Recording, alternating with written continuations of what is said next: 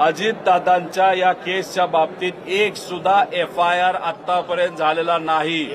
मुंबईमध्ये कबुतराचा विषय तुम्ही सर्वांनी ऐकला असेल. त्यात कबूतर वाचवण्यासाठी FIR झाला. काल कबूतर चोरीला गेली म्हणून FIR झाला. त्याच्याचबरोबर सुशांत सिंगच्या बाबतीत सगळी प्रशासकीय यंत्रणा ही त्या सुशांत सिंगला न्याय देण्यासाठी मागे लागली होती. ठीक आहे, सुशांत सिंगचं काय झालं कसं झालं हे बघत राहतील, पण अजितदादांचं काय झालं हे बघण्याची भूमिका जर सत्तेतल्या काही लोकांची नसेल तर मग आश्चर्याची गोष्ट आहे. अरे साधा FIR करून देताय तुम्ही, आणि FIR मध्ये आम्ही कोणाचं नाव नाही घेतलं. FIR आम्ही दिलेत तुम्हाला पत्रकारांना, तुम्ही वाचा. आम्हाला त्याच्यात राजकारण करायचं नाही. या सगळ्या जर प्रकरण आपण बघितलं तर या सगळ्या प्रकरणानंतर जनतेचा रोष जो आहे तो समोर येतोय.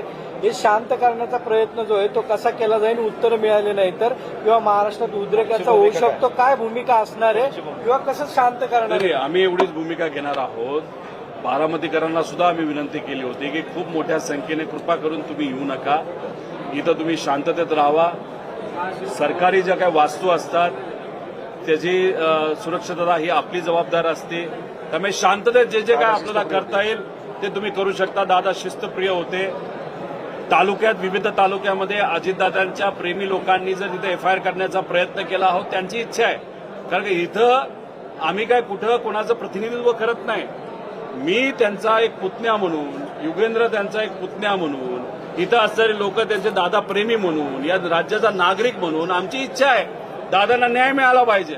या भूमिकेतून आम्ही आहोत. त्यामुळे महाराष्ट्रामध्ये तिथं असणारे जे सामान्य नागरिक आहेत, दादा प्रेमी आहेत, ते काय भूमिका घेतात याच्यावर माझा तरी कंट्रोल नाही. त्यांनी त्यांच्या लेवलवर भूमिका घ्यावी, पण भूमिका घेताना शांततेत घ्यावी. नाही, जन आक्रोश जर असेल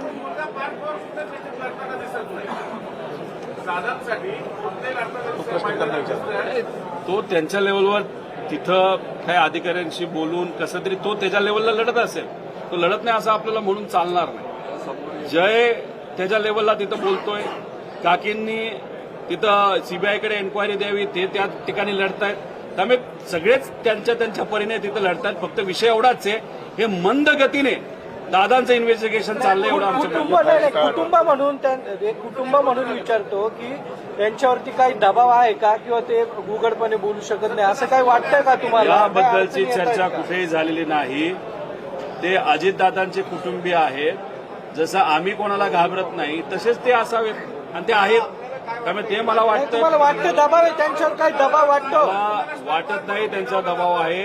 ते त्यांच्या लेवलनी त्या ठिकाणी प्रयत्न करत आहेत आणि आम्ही आमच्या लेवलनी प्रयत्न करत. पण आज अध्यक्षपदाची निवडणूक होती, त्या ठिकाणी तुम्ही एक लक्ष केंद्रित करण्यासाठी इकडे हे केलं असंही बोललं जाते. बरं, लक्ष आमच्याकडे यावं नाही तर तिथलं लक्ष जावं यासाठी आम्ही हे केलं असं तुम्हाला वाटत असेल तर मग 0 FIR हे प्रोव्हिजन असताना आम्ही बारामतीत आलो का? नाही, आम्ही मुंबईत गेलो का? 0 FIR आहे तिथं ते घ्यावं आणि काल घ्यावं. पण काल तिथं आम्हाला कुठलाच भाव मिळाला नाही, FIR घेतला नाही आणि मग आम्हाला पर्याय दुसरा कुठला राहिला नाही. कारण का आम्हाला तिथं कुठंच दखल घेतली जात नव्हती, तर आम्हाला पर्याय दुसरा नाही. तर जिथं ही घटना घडली बारामती या भूमीमध्ये येऊन इथे FIR दाखल करणं, ते करून घेण्याचा प्रयत्न करणं यासाठी आम्ही सर्वजण आलेलो. त्यामुळे जर कुणी वेगळ्या अँगलनी राजकीय दृष्टिकोनातून म्हणत असेल त्याला लखलाभ, तो त्याचा विषय. आम्ही इथं सामाजिक पद्धतीने दादांच्या प्रेमापोटी या सगळ्या गोष्टी. तुम्ही उघड भाजपचं नाव घेतलंय, भाजपचं नाव घेतलं, तुम्ही हाय भाजप या मागे असं वाटतंय का? तुम्ही नाव नाही, मी भाजपचं नाव याच्यासाठीच घेतलेलं आहे की भाजपचेच, फक्त भाजपचेच नेते मंत्री हे आम्ही जे बोलतोय त्याच्यावर आक्षेप घेत आहेत. त्यांचेच ट्रोलर या विषयावर आक्षेप घेत आहेत, त्यांचेच प्रवक्ते या विषयावर आक्षेप घेत आहेत.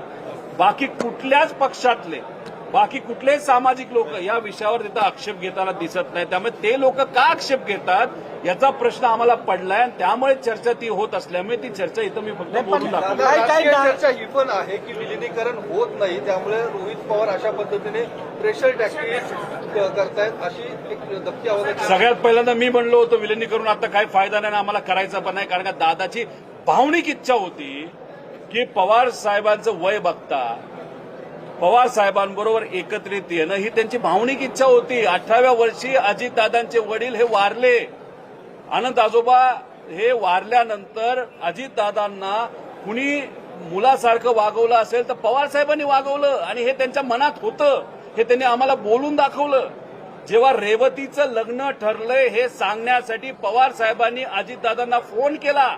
मी तिथं होतो, पण पवार साहेबांना कफ असल्यामुळे पवार साहेबांना बोलता येत नव्हतं. पवार साहेब काय बोलतात हे दादांना कळत नव्हतं आणि ही ती परिस्थिती बघितल्यानंतर दादांच्या डोळ्यात पाणी मी बघितलेलं आहे. मग ही भावनिक भूमिका दादांची असताना याच्यामध्ये आम्ही राजकारण का करू?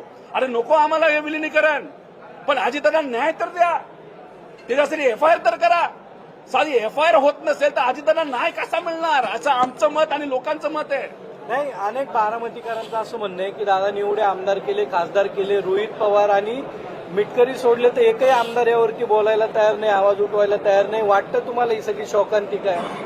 हे बघा, अजितदादांच्या विरोधात या बारामती मतदारसंघातून कोण उभं होतं? युगेंद्र इथं आहे. मला पहिलं जिल्हा परिषदेचं तिकीट दादांनी दिलं, मला आमदारकीचं तिकीट दादांनी दिलं आणि राजकारणात आम्ही दोघं येण्यापूर्वी लहानपणीपासून जन्मापासून आम्ही त्यांचे पुतणे, आम्हाला त्यांनी मांडीवर खेळवलंय हे आम्हाला माहित आहे. मग अशा परिस्थितीमध्ये आम्ही आमच्या लेवलवर त्या ठिकाणी बांधतोय. आता काल अमोल मिटकरींना संधी दादांनी दिली, नायकवडेंना भाषणातून शब्द दिला होता की तुला मी तिथं आमदार बनवतो, दादांनी करून दाखवलं, ते तिथं आले होते. आता बाकीचे काय येत नाहीत हे मी कसं सांगू शकणार? तो त्यांचा तिथं विषय आहे. नाही, पण शोकांतिका वाटते का तुम्हाला एक सगळी? त्यांनी पण यायला पाहिजे या तुमच्या लढ्यामध्ये. त्यांच्या मनामध्ये असेल, पण त्यांना येता येत नसेल, काय येता येत नाही मी नाही सांगू शकत. चला, थँक्यू बाबा, थँक्यू.